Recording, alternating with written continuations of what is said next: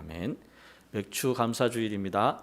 한 전반기 동안 지난 6개월 동안 하나님의 은혜가 여러분의 삶에 풍성했고 또 앞으로 남은 6개월도 하나님의 은혜가 풍성하게 되기를 주님의 이름으로 간절히 축복합니다. 어떻게 보면 7월이 맥주 감사주일이라는 게 우리에게는 참 의미가 있는 것 같아요. 잠시 쉬었다가 돌아보고 또 앞을 향해서 볼 수 있는 기회가 되지 않을까 그렇게 생각을 합니다. 4분 33초라는 피아노 연주곡을 들어보신 적이 있으신가요? 엘리제를 위하여 이런 거는 들어봤고 숭어라는 것도 들어봤고 여러 가지 피아노 소나타 이런 피아노 연주곡을 들어보셨지만 4분 33초라는 제목의 피아노 연주곡이 있습니다. 아마 집에 혹시 계시는 분들이 인터넷으로 안 찾아보셔도 됩니다. 피아노 작곡가이면서 연주가이셨던 존 케이지라는 작곡가가 있어요. 1952년에 피아노 연주를 위해서 작곡한 곡이 4분 33초랍니다. 하지만 여러분 오늘 집에 가셔서 4분 33초라는 피아노 연주곡을 쳐보시면 굉장히 황당하고 이 뭐지? 라고 생각이 드실 거예요. 왜냐하면 이 연주곡을 들어보는 사람들이 처음부터 당황을 하게 되는데 어떤 악기의 소리를 기대하지만 피아노 소리를 기대하지만 정작 우리의 귀에 들리는 것은 아무것도 없습니다. 피아노 연주자가 피아노 앞에 앉았는데 4분 30초 동안 아무것도 하지 않는 것이 아니라 어느 일정한 시간이 되면 악보만 넘깁니다. 4분 30초 동안 공간에서 발생하는 잡다한 부스러기 소리, 청중들이 웅성이는 소리, 미세한 움직임의 소리 이것만 43분 동안 들려요. 그런데 이 연주가는 마치 아무 일도 없었다는 듯이 악보가 연주되었다고 생각되면 악보를 넘기고 또 악보가 어느 정도 되었다고 그러면 또 넘기고 그렇게 해서 4분 33초 동안 연주를 합니다. 아마도 이 의미가 굉장히 담겨 있는 연주라고 할 수 있죠. 세상은 우리 생각보다 훨씬 빠르게 돌아갑니다. 의외로 세상이 빠르게 돌아가요. 뭐든 빨리빨리 해야 하는 세상이고 그래서 바쁘게 움직여야 합니다. 여기 혹시 한가하신 분, 여유가 많으신 분 별로 없으시죠? 안 바쁘신 분은 여기 별로 없으실 겁니다. 다들 바쁘셔요. 바빠야 실력이 있고 바빠야 성공한 것 같고 바쁘지 않으면 별로 중요한 사람이 아닌 것처럼 생각합니다. 바빠 죽겠다라는 말이 우리 입에서 늘 마치 수식어처럼 붙어 있어요. 바빠요. 너무 바빠요. 목사님 진짜 바빠요. 바쁩니다. 그리고 저에게도 항상 많은 분들이 전화를 한다든지 만나면 목사님 바쁘시죠? 안 바빠요. 저 안 바쁜데 안 바빠요. 그래도 뭐라고 말씀하시느냐? 바쁘신 거 다 압니다. 안 바빠요. 모르시는 거예요. 안 바빠요. 근데 바쁘시대요. 그래서 바빠야 됩니다. 아무것도 안 하면서도 우리는 계속 바쁜 사람이어야 하고 여러분 지금도 바쁩니다. 그죠? 여러분 바쁜다라는 단어 때문에 우리는 잠시 예배 드리는 것조차도 사실은 집중하는 여유가 없습니다. 그래서 우리의 생각은 여러분 몸은 여기에서 지금 안 바쁘지만 우리의 생각은 너무 바빠요. 그래서 예배가 끝난 후에 해야 할 일들에 대해서 아주 많은 생각을 합니다. 정작 여러분 예배 끝나고 나서 이 남은 시간을 뭐 때문에 바쁘신지를 한번 돌아보면 사실 우리가 예배를 그렇게 바쁘게 드려야 할 이유가 없었어요. 막 예배가 한 시간이 조금만 지나면 목사님 오늘 왜 이렇게 설교가 기시지? 평소보다 5분 더 하시네? 바쁜데? 라고 얘기할 생각 여유가 없어. 몸은 여기에 여유롭게 앉아 있지만 사실은 우리가 가만히 생각해 보면 바쁠 이유가 없어요. 근데 늘 바쁩니다. 그러면서 우리는 또 한 가지를 또 생각합니다. 너무 바빠. 너무 바쁘니까 자연스럽게 뭘 그리워하죠? 쉬고 싶어요. 늘 쉬고 싶습니다. 그리고 휴가를 기다리고, 여러분 7월과 8월이 좋은 이유가 뭐죠? 휴가가 있는 달입니다. 그죠?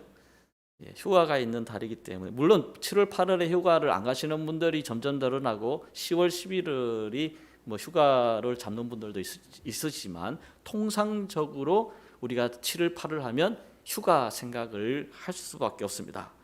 그리고 휴가를 기다리고 어디 가서 좀 푹 쉬고 싶고, 그리고 그곳에 가서 푹 쉬다가 왔으면 좋겠다라고 큰 기대를 하지만, 여러분 휴가를 갔다 와서 막상 가게 되더라도 사실은 쉬는 것은 아니죠. 오늘 이 예배 자리도 사실은 그런 자리입니다.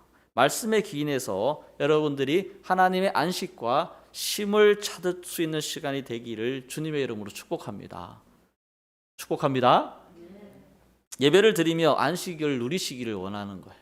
잠시 우리의 삶을 멈추고 이렇게 1시간, 2시간, 하루라도 그렇게 안식을 좀 누리는 것이 하나님의 뜻입니다. 그럼에도 예배가 우리의 삶에 진정한 안식이 되고 있는가라고 묻는다면 어떻습니까? 여러분에게 예배가 안식이 되어지고 있으십니까? 아니면 오늘 해야 할 일들을 생각하면서 빨리 이 시간을 마무리하고 다음 스케줄을 준비하고 있으십니까? 이런 우리들을 바라보시면서 참 안식을 그리워하고 또 늘 쉼을 그리하면서도 바쁘게 살아가는 우리들을 보시면서 주님께서 오늘 말씀에 우리들을 뭐라고 부르시느냐 하면, 사랑하는 자들아, 정말 평안과 여유가 있는 자들아, 이렇게 말씀하시지 않고 이렇게 부르십니다. 수고하고 무거운 짐진 자들아, 이렇게 부르십니다. 주님이 부르시는 이 수고하고 무거운 짐진 것, 여러분이 생각하는 이 무거운 짐은 도대체 무엇일까요?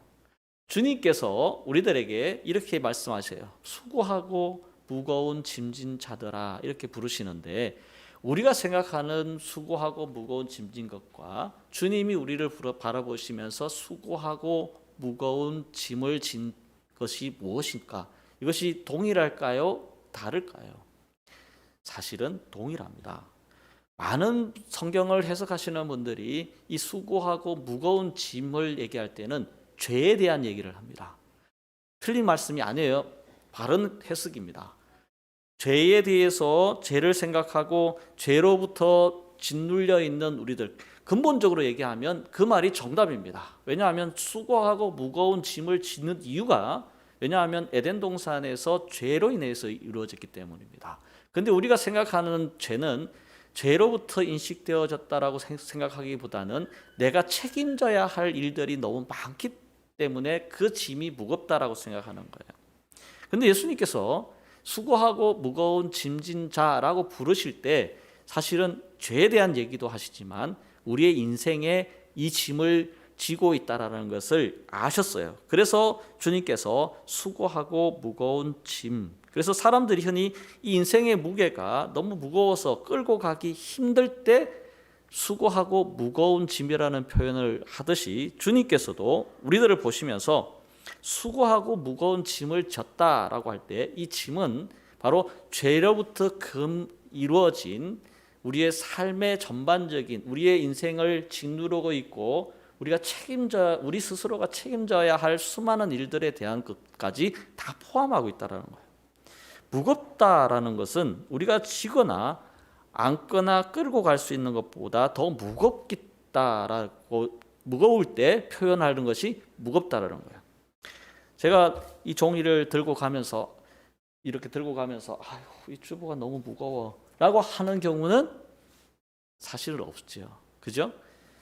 그리고 뭐 이 성경책을 들고 가면서 이 성경책이 나한테 너무 무거워 그러면서 무겁다라고 얘기하지, 이게 짐이 되지는 않습니다. 그러나 옆에 강대상의 꽃이 너무 이쁘시죠? 네. 이렇게 이 꽃을 양쪽에 이렇게 들고 가다 보면 힘들어요. 그죠? 그러다 보니까 이게 무거움으로 다가오고 이게 짐으로 다가오게 되는 겁니다. 정말해서 무겁다는 것은 우리가 지거나 안거나 끌고 갈 수 있는 것보다 더 무거울 때 무겁다. 그래 무거운 짐이다. 그래서 과부하가 걸린 내 능력 밖의 일을 감당할 때 이게 무겁다라고 표현을 하는 것입니다. 이것에 대해서 예수님도 당연하게 이렇게 우리를 부르실 때 수고하고 무거운 짐을 지고 있다라는 거예요. 죄에 대해서도 그렇고 죄로 파생된 모든 책임들에 대해서도 무겁게 스스로 그것을 지고 가려고 애쓰는 우리들을 향하여서 주님께서 뭐라고 부르시냐면 수고하고 무거운 짐진 자들아 이렇게 부르십니다. 근데 사실은 육체만 그런 것이 아니잖아요. 그리고 어떤 책임감에 의해서만 그런 것이 아니잖아요. 이런 말씀을 들어보셨을 거예요.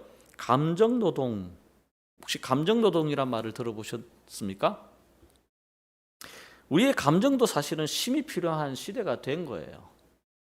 인간은 누구나가 감정의 한계가 있습니다. 그래서 그 한계를 넘어서면 정서가 메마르고 조금만 이래도 이렇게 분노하는, 여러분 우리가 별것도 아닌 일에 욱하잖아요. 요즘처럼 이렇게 욱하는 성격들을 가진 분들이 얼마나 많은지 모릅니다. 실제로 보면 막 욱하는 성격들이 너무 많아요.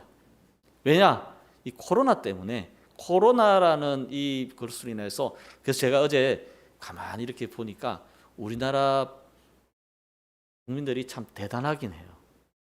참을성이 참 대단합니다. 1년 6개월이 지금 넘어가고 있는 이 상황에서도 이 코로나라는 이 방역 수칙이나 또 뭐 5인 이상 만나지 마세요. 또 뭐 거리를 두세요. 마스크 꼭 하세요.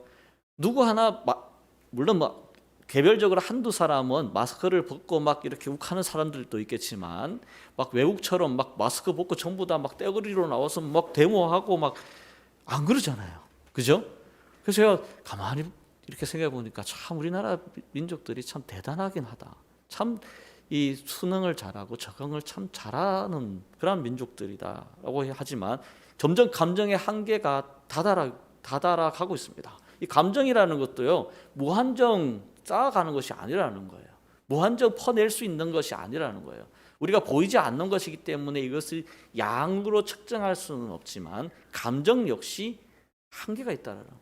그래서 그러다 보니까 이 한계를 넘었으면 이게 다른 방향으로 표출이 되는데, 몸이 한계를, 무거운 짐을 지다가 한계에 부딪히면 뭐 부러진다든지 아니면 주저앉는다든지 뭐 몸살을 앓는다든지 하지만 감정이 한계를 넘었으면 어떻게 되느냐 하면 막 그 평상시에 하지 않던 행동들, 즉 막 사람을 갑자기 막 화를 내고 막 이렇게 뭐라 그러냐, 작은 일에도 이렇게 마음을 컨트롤하지 못하고 막 이렇게 하게 되는 거예요. 감정을 조절하는 그런 그 감정도 휴식이 필요한 그런 시대가 됐습니다.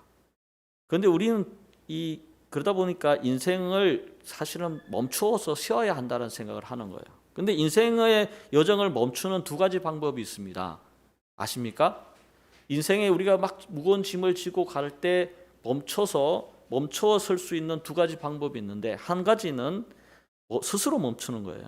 브레이크를 밟아서 멈추는 것처럼 스스로 멈추는 겁니다. 자동차를 몰고 가면 내가 여기서 서야 되겠다 싶으면 뭘 해요? 브레이크를 밟잖아요. 밟으면 부딪히지 않습니다. 다른 사람에게 손해도 입히지 않고 나도 해를 입지 않아요. 그래서 브레이크라는 것이 이 자동차에는 사실은 제일 중요합니다. 언제 멈춰야 할지를 정확하게 우리에게 또 할 수 있도록 해주는 장치가 브레이크잖아요. 여러분의 인생에 스스로 멈출 수 있는 브레이크가 있기를 주님의 이름으로 축복합니다.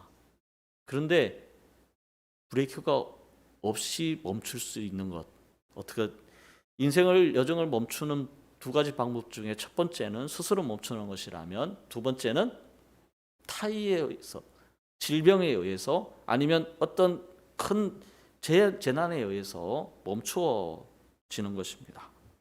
후자의 이 멈추는 것은 우리의 의사와 상관없이 고장이 나서 멈추는 거예요.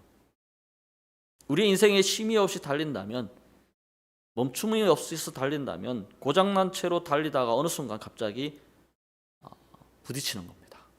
부딪히면 망가지는 거예요. 근데 사실 우리가 그래서 이제 휴가라는 게 있잖아요. 휴가라는 게 있고 또 휴무라는 게 있고, 그래서 빨간 날을 지금 드디어 이렇게 이제 빨간 날이 대체 공휴일이 정해졌습니다. 그죠? 정해져서 이제 8월 15일부터 휴가가 이제 대체됩니다. 근데 휴가가 주어져도 사실은 어떻게 쉬어야 할지를 몰라요. 어떻게 쉬어야 할지 방법을 모르다 보니까 얼마나 휴식하느냐를 잘 몰라요. 그러다 보니까 얼마나 휴식하느냐보다 어떻게 쉬어야 하는지가 더 중요한데, 어떻게 쉬어야 하는지를 모릅니다. 어디 가서 휴가를 보내느냐에 관심을 너무 많이 가져요. 그러다 보니까 여러분 지금 7월달, 8월달 제주도 숙박이 다 매진됐대요. 알아보시려면 진작에 알아보셨어야 되는데 지금 알아보시면 숙박을 못 찾는답니다. 그러니까 어디를 가서 휴가를 보내느냐, 휴가철이 되면 사람들은 쉬어야지라고 생각하고 어디를 가서 쉬어야 되는지에 관심을 많이 가집니다. 그러나 정작 중요한 것은 휴식을 어디에 가서 쉬느냐가 아니라 어떻게 쉬느냐가 중요한 것이죠. 휴식에 대한 올바른 이해가 필요합니다. 그래서 오늘 이 말씀은 우리에게 너무너무 중요한 거예요. 수고하고 무거운 짐진 자들아 라고 부르시면서 뭐라고 얘기하시느냐면, 우리를 향하여서 주님의 초청이 이루어지는 겁니다. 주님께서는 우리가 얼마나 힘들고 어렵고 무거운 짐을 지고 있는지 아실까요? 모르실까요? 알고 있으신 분입니다. 그래서 주님은 이렇게 말씀하세요. 내게로 와라. 내게로 와서 쉬라라고 얘기합니다. 하나님께서 우리에게 안식을 주시기를 원하신다는 사실이 여러분들에게 큰 위로와 복이 되어지는 줄 믿으시기 바랍니다. 휴가지가 여러분에게 안식을 줄 것 같아요? 휴가 시간이 여러분에게 안식을 주는 것 같습니까? 여러분, 쉼은 하나님께서 주시는 줄 믿으시기 바랍니다. 아무도 아무 말을 안 하시네. 쉼은 사실은 하나님께서 허락하셔야지만 쉴 수가 있는 거예요. 우리가 이걸 잘 모르는 거예요. 쉴 수 있다라는 것이 하나님의 얼마나 큰 위로와 복인지를 아는 것에 정말 중요합니다. 안식은 주님께로 나아가는 거예요. 그래서 안식의 시작은 사실은 우리가 어디로 가느냐가 중요한 것이 아니라 하나님께로 나아가는 것에서 시작하는 것입니다. 여러분, 제가 안식을 얘기할 때마다 항상 말씀드리는 것이 창세기입니다. 창조의 얘기를 우리가 들여다보면 6일 동안 세상을 창조하신 하나님께서 7일째 안식하셨습니다. 6일간의 쉼없는 여정 동안 지치셔서 쉬었다? 아니에요. 다음 여정에 대한 계획을 위해서 우리처럼 멈추어 선다? 그것도 아닙니다. 그런 이유라면 하나님은 전능하신 하나님에서 전능하신이라는 말을 빼야 하는 것이 맞습니다. 그런데도 하나님께서는 쉬셨어요. 왜 쉬셨느냐 하면 그 쉼 자체에 중요한 의미가 있기 때문입니다. 천지를 만드실 때 하나님의 일과는 저녁이 되고 아침이 될 때까지였습니다. 그 시간이 하나님이 일하시는 시간이었어요. 반면에 그 시간은 우리에게 어떤 시간이었느냐 하면 쉬는 시간이죠. 저녁이 되고 아침이 되니 이는 첫째 날이다. 여러분, 인간을 언제 만드셨죠? 6일 중에 6일 중에 언제 만드셨습니까? 첫째 날 만드셨으면 얼마나 당황스러웠겠어요. 제가 생각해도 하나님 우리를 첫째 날 만드셨으면 우리 나보고 일하라고 하시는 건가? 라고 할 정도로, 왜냐? 아무것도 없잖아요. 아무것도 없는 천지에 사람부터 먼저 덩그러니 만들어놨으면, 여러분이 만약에 아담이었으면, 여러분이 아담이었다고 한번 가정을 해보십시다. 여러분이 아담이었으면 하나님께서 첫째 날 사람부터 만들어야지 이러고 탁 만들어서 이렇게, 야 여기서 살아라 라고 하셨어요. 어땠을까요? 기분이 뭐요? 아무것도 없잖아, 그죠? 근데 하나님께서는 어떻게 하셨어요? 다 만드셨어요. 하늘과 땅을 만드시고, 바다와 땅을 무술 만드시고, 또 각종 생물을 만드시고, 동물도 만드시고, 다 만들어 놓으시고, 아름답게 모든 것을 꾸며 놓은 후에, 제가 주일 아침마다 이렇게 주일 예배를, 어제 제가 이 사진을 올렸잖아요. 올렸는데 제가 이게 너무 기분이 좋더라고요. 왜 제가 이렇게 꽃이 이렇게 새롭게 들어올 때마다 기분이 좋으냐 하면, 우리 성도님들이 이렇게 꽃을 보면서 함께 예배 드릴 수 있으면, 그 모습을 상상하면 너무 좋은 거예요. 제가 말씀을 준비하면서 하나님께서 우리를 만드실 때 이런 마음이지 않으셨을까? 다 준비해 놓으시고, 또 먹을 것과 이런 거 모든 것을 준비해 놓으시고 만드셨어요. 자, 여기서 안식하며 쉬어라. 여러분, 하나님께서 6일 동안 창조하시고, 창조하신 마지막 날 사람을 만드신 후에 인간이 제일 먼저 경험한 게 뭐죠? 인간이 제일 먼저 경험한 게 뭘까요? 안식이었습니다. 안식. 쉼이었어요. 누리는 것. 하나님이 창조해 놓으신 것들을 보면서, 하나님이 나를 위해서 이런 것들을 만들어 놓으셨구나 라는 것을, 이걸 깨닫는 은혜가 있기를 주님의 이름으로 축복합니다. 당연한 게 아니에요. 당연한 게 아니라 하나님의 수고가 있었고, 하나님의 섬세하신 계획이 있었고, 하나님의 그 일하심을 통하여서 우리가 누릴 수 있는 안식을 만들어 놓으셨다는 거예요. 그리고 아담을 만드셨습니다. 하나님께서 우리를 향하여서 이제 내게로 오라 말씀하시는 것은 바로 하나님께서 아담을 창조하신 그 마음으로 우리를 초청하시는 거예요. 주님의 초청에 여러분이 응답하는 은혜가 있기를 이 시간 주님의 이름으로 축복합니다. 29절 말씀을 보세요. 29절 말씀을 보면, 나는 마음이 온유하고 겸손하니 나의 멍에를 메고 내게 배우라. 그리하면 너희 마음이 쉼을 얻으리니. 주님은 우리에게 안식을 주신다라고 얘기하십니다.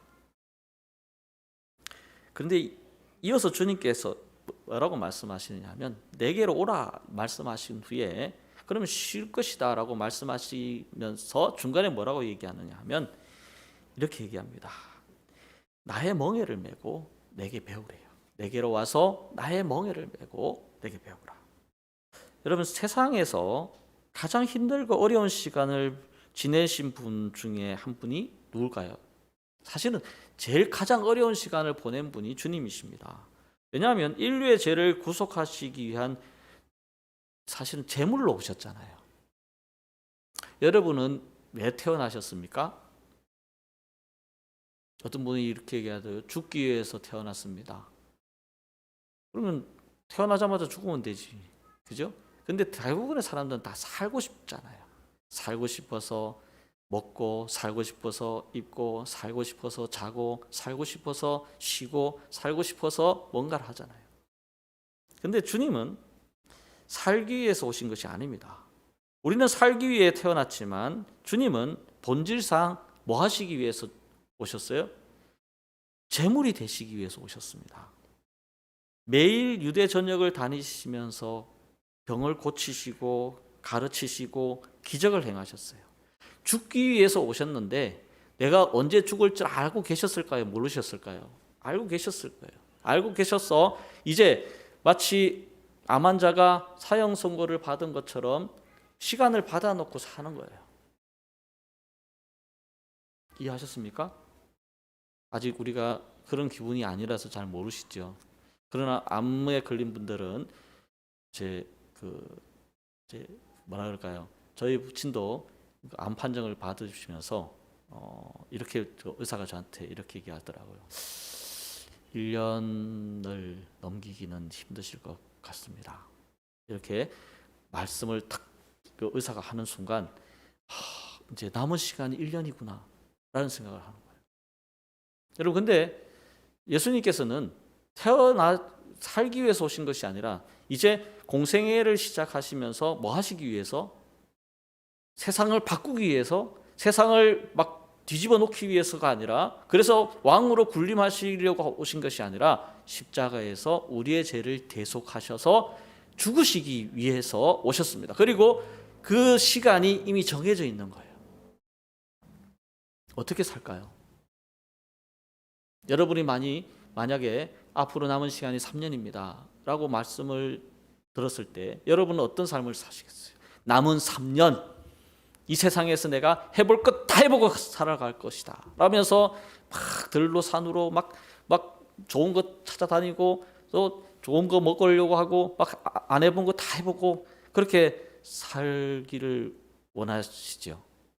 아마 대부분은 그렇게 생각을 하실 거예요. 그런데 주님은 안 그러셨어요. 죽기 위해서 오셨고 십자가에 달려서 죽을 시간들이 하루 다가오지만 그분은 유대 전역을 다니시면서 병을 고치시고 가르치시고 또 연약한 자를 일으켜 세우시고 그들을 위해서 3년 동안 피땀을 흘려가면서 그 수고를 마다하지 않으셨어요. 그리고 3년간의 고된 여정의 끝에 마침내 십자가에 달려 죽은 것입니다. 여러분, 이것만큼 불쌍하신 분이 어디 있어요? 세상에 먹을 거 맛있는 거 얼마나 많은데 가볼 곳이 얼마나 많은데 제가 주로 저의 최애라고 얘기하죠. 요즘 최애 프로그램이 뭐냐면 세계 테마기행입니다.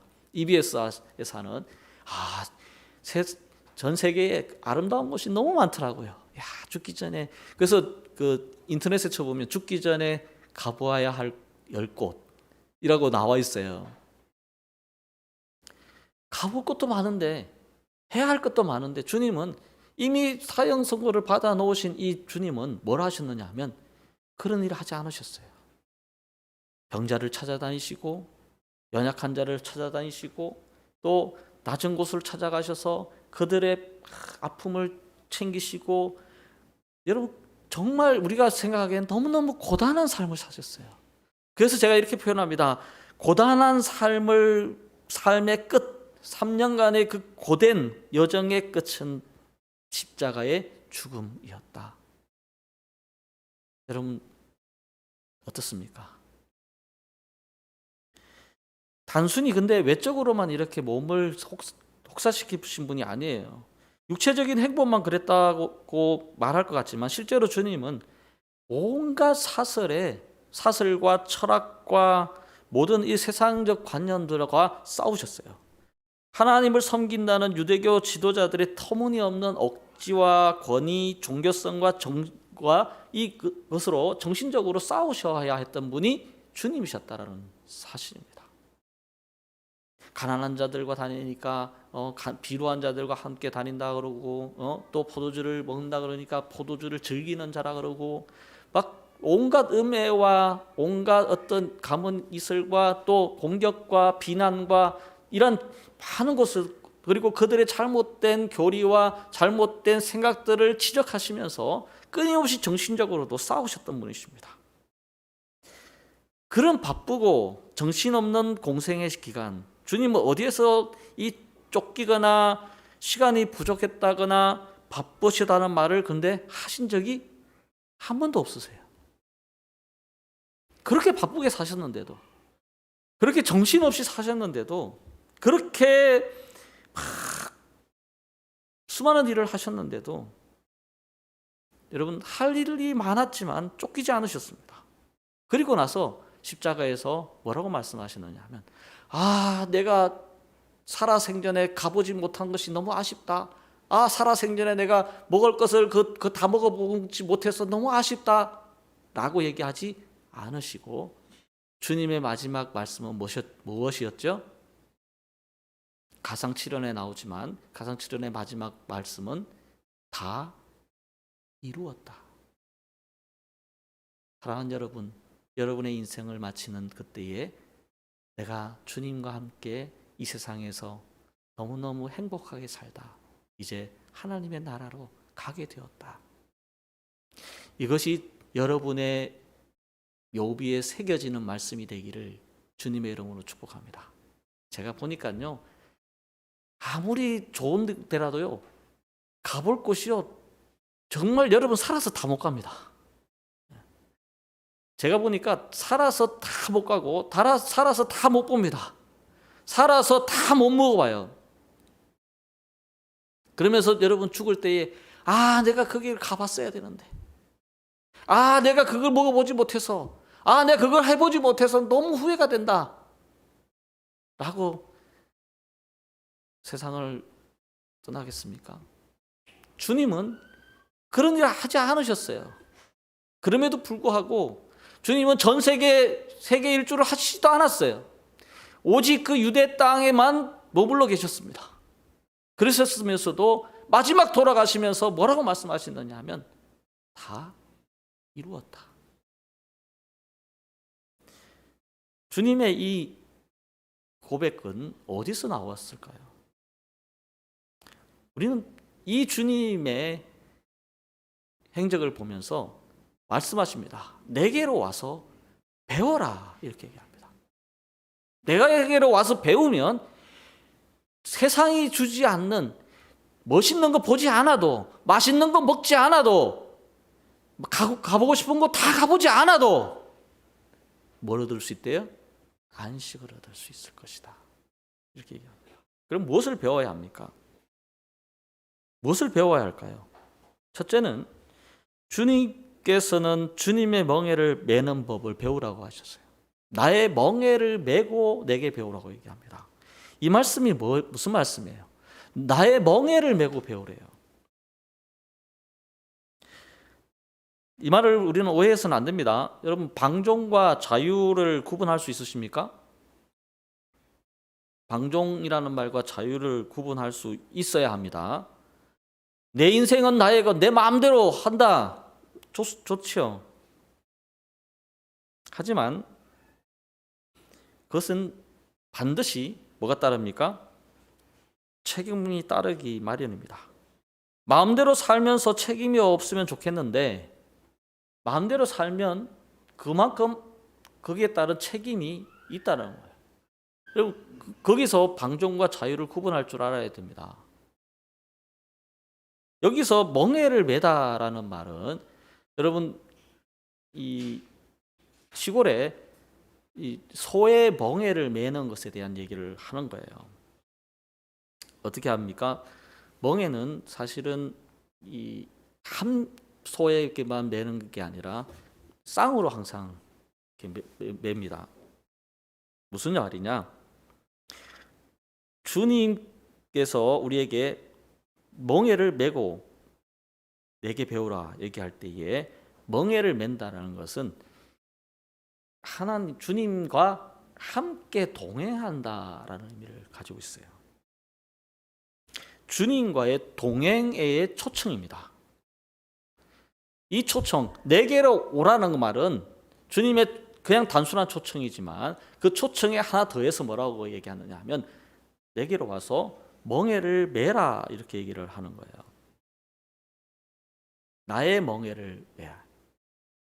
주님께서 내가 십자가에 돌아가 죽는 게 얼마나 힘드는지 알았어? 내가 그동안 3년 동안 한 게 얼마나 힘든지 알았어? 그러니까 이거 이제 네가 해 라고 우리에게 내 멍에를 씌워주는 것이 아니라 우리가 살고 있는 수고하고 무거운 이 짐을 함께 지겠다라는 것입니다.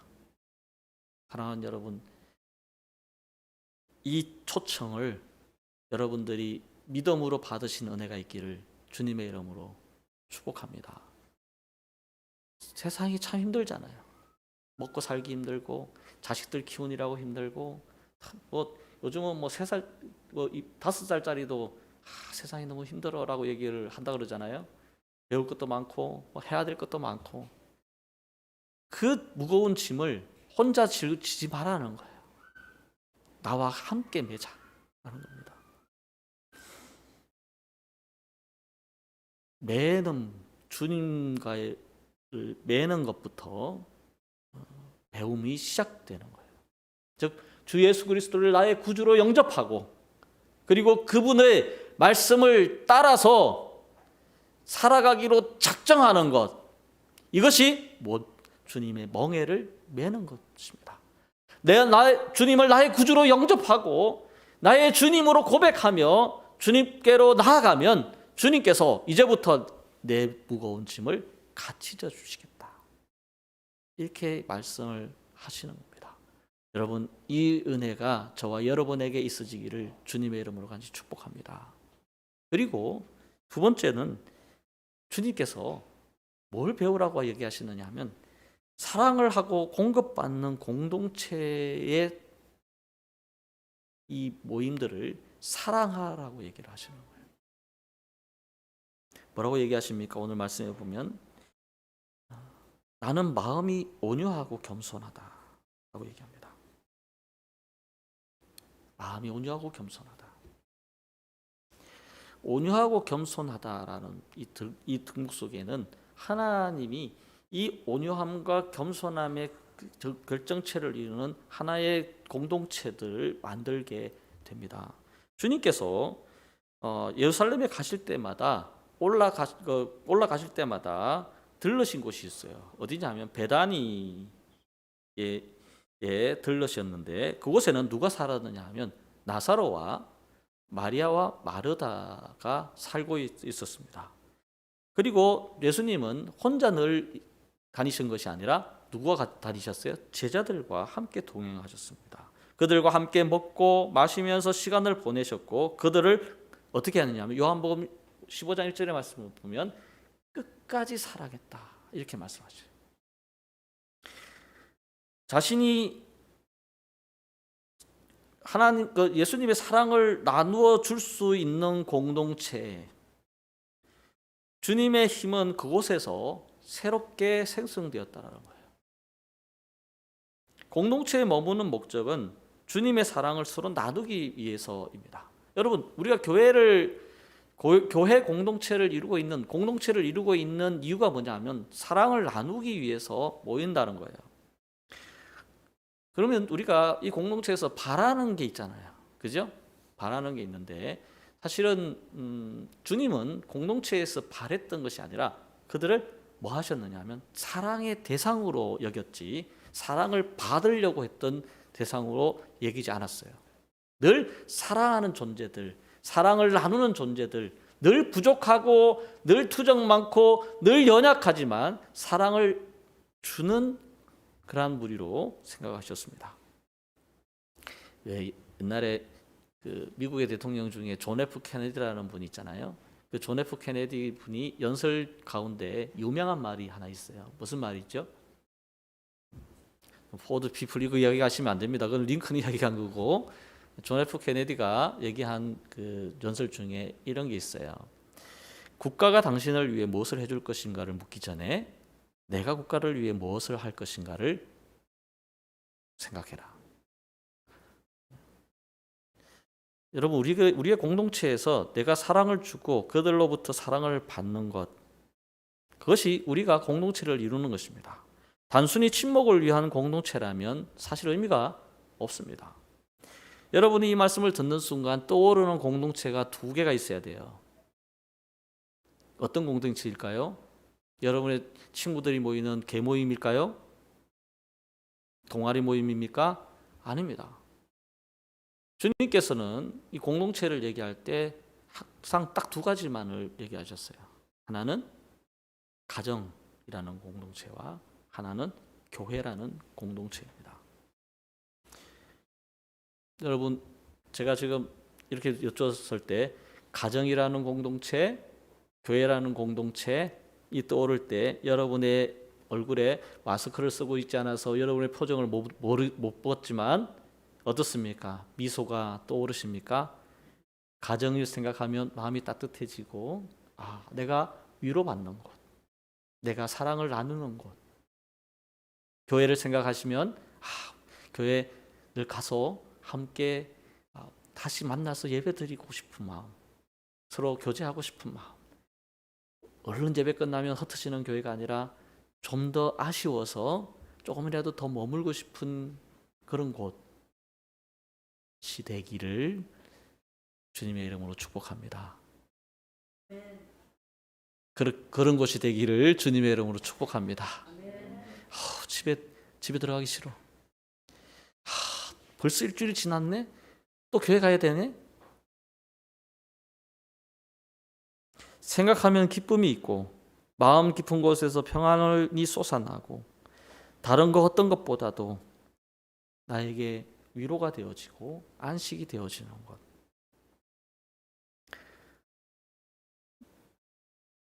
가정이 온전한 안식처가 되어야 되고 교회 공동체가 그런 곳이 되어야 됩니다. 그렇지 못하면 나의 고독함, 홀로 있음에도 의미를 상실하게 됩니다. 공동체에서 주님의 사랑을 느끼지 못하고 홀로 그것을 느낄 수 있다는 것은 모순입니다. 내게서 가정과 그리고 교회 공동체가 이 같지 않다면 우리의 감정들은 걷잡을 수 없이 메말라질 수밖에 없는 거예요. 가정에서 위로를 받고 평안하지 못한 사람들이 밖에 나가서 풍성하고 평안하다? 불가능합니다. 주님께 또 배워야 하는 것은 뭐냐 하면 홀로 나가는 시간을 배워야 합니다. 홀로 나가는 시간. 주님은 홀로 산에 가셨고 이른 새벽에 들러 가셨습니다. 혼자 배를 타시고는 물 가운데로 오래 계셨고 사람들이 주님을 왕으로 삼고자 몰려들 때마다 주님은 혼자 길을 떠나셨습니다. 이 시간은 사람들이 귀찮아서가 아니에요. 사람들을 만나기 싫어서가 아닙니다. 그 공동체 안에 들어가는 것이 짜증이 나서 그런 것이 아니에요. 하나님과의 교제하시면서 하나님과의 사랑을 확인하는 시간이었습니다. 우리 역시 공동체 안에서의 그 사랑을 쉼을 얻는 것도 중요하지만 홀로 있는 시간을 통하여서 안식을 얻을 수 있는 은혜가 있기를 주님의 이름으로 축복합니다. 그런데 이 안식은 그냥 혼자 있기 때문에 쉼이 있는 것이 아니라 이 안식을 통해서 이 홀로 있는 것을 통하여서 무엇을 하느냐 하면 하나님의 사랑을 확인하는 시간이 되어야 하는 거예요.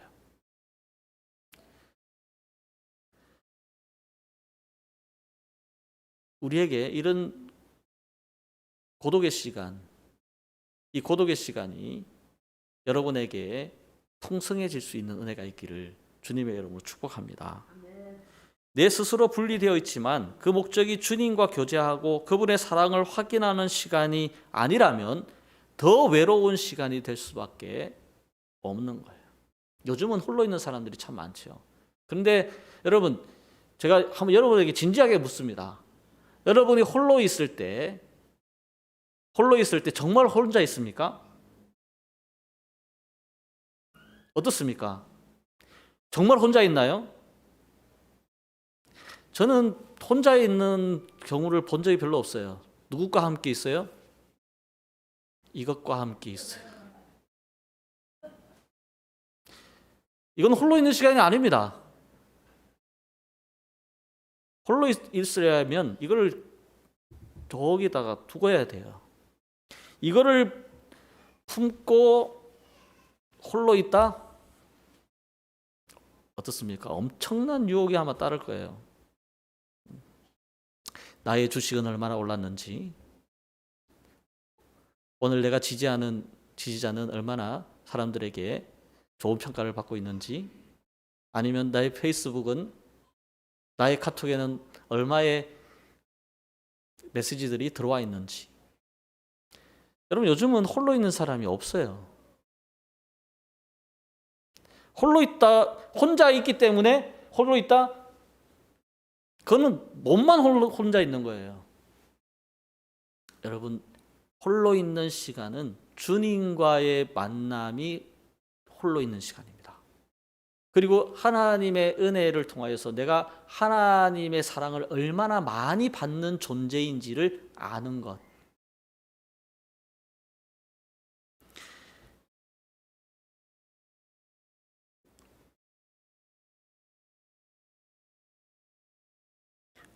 우리 역시 주님처럼 우리에게 사랑의 공동체가 필요하고 아울러 혼자 있는 시간이 필요합니다. 공동체와 혼자 있는 것은 전혀 반대되는 개념이 아닙니다. 공동체와 함께 있고 홀로 있는 시간이 전혀 반대되는 개념인 것 같지만 사실은 반대되는 개념이 아닙니다. 반대되는 것처럼 느껴지는 이유는 우리가 중심이 되면 분리되어지는 상황입니다. 그러나 그 속에 내가 아닌 주님의 사랑이 있으면 공동체와는 언제든지 홀로 있는 것과 연결이 되어진다는 사실입니다. 우리가 힘들고 감정의 여백이 없는 이유는 다른 데 있지 않습니다. 사랑받지 못하고 있다는 느낌 때문이에요. 공동체에서 아니면 하나님의 사랑을 확인하지 못하기 때문입니다. 진정한 쉼, 안식은 누구에게로부터 오는가? 하나님의 초청에서부터 시작됩니다. 그래서 우리는 주님과의 만남의 쉼표가 필요합니다. 오늘 예배를 드리는 여러분에게 이 기쁨이 있기를 주님의 이름으로 축복합니다. 맥주 감사주의를 맞이하여 여러분의 예배에 그리고 여러분의 예물에 감사와 기쁨이 있기를 주님의 이름으로 축복합니다. 절기주의를 지키기 위해서 할 수 없이 여기 앉아 있다면 예배는 그저 여러분의 인생에서 또 뭐가 될까요? 또 다른 수고하고 무거운 짐이 되고 있다는 거예요. 예배가 여러분에게 또 다른 수고하고 무거운 짐이 되지 않기를 주님의 이름으로 간절히 축복합니다. 이것이 기쁨이고 감사여야 하는 거예요. 그리고 그 공동체 안에서 함께 예배를 드리는 것이 나에게 그 사랑을 확인하는 시간이 되어야 하는 것입니다. 그렇다면 늦을 수가 없는 거예요. 그렇다면 예배만 마치고 쏜살같이 다 사라지지 않습니다. 예배를 왜 들으십니까? 목사의 설교를 듣기 위해서 여기 오셨다면 잘못 오셨습니다. 유튜브에도 많이 있어요. 하나님을 만나셔야 합니다. 예배는 설교를 듣는 것이 예배가 아니라 하나님을 만나는 것이 예배입니다. 내가 예배를 통해 마음속에 진심 어린 신앙을 고백하면 하나님은 반드시 저와 여러분을 만나주시는 줄 믿으시기 바랍니다. 찬양하는 가운데, 기도드리는 가운데 그런 하나님의 임재를 체험하셔야 합니다. 그러면 비록 한 시간의 시간이지만 일주일을 살아갈 수 있는 안식을 회복하고 다시 삶의 자리로 돌아갈 수가 있는 겁니다. 왜 힘드냐 하면 왜 휴식이 필요하다고 만날 우리 예배에서 힘들어 죽겠다라고 얘기하느냐 하면 단 한 시간이라도 쉬지 않기 때문이에요. 하나님과의 그 쉼이 여러분들에게 다시 회복되어지기를 주님의 이름으로 축복합니다. 이 한 주간 여러분의 인생을 주님의 이름으로 축복합니다. 주님의 부르심으로 나아가실 여러분을 주님의 이름으로 응원합니다. 언제나 힘들고 또 무거운 짐이라고 느껴질 때 여러분이 주님 앞으로 나아가십시오. 더욱 사랑하기 위해서 힘쓰십시오. 아무리 바쁘고 짐이 무거울지라도 주님은 그 모든 짐을 여러분 가볍게 해주실 것이며 참 안식을 여러분들에게 주실 것입니다. 이 은혜가 오늘 이 맥주 감사절 전반기를 돌아보고 후반기를 돌아보면서 다시 이 안식의 시작을 누리며 남은 후반기를 시작할 수 있는 저와 여러분의 삶이 되어지기를 주님의 이름으로 간절히 축복합니다.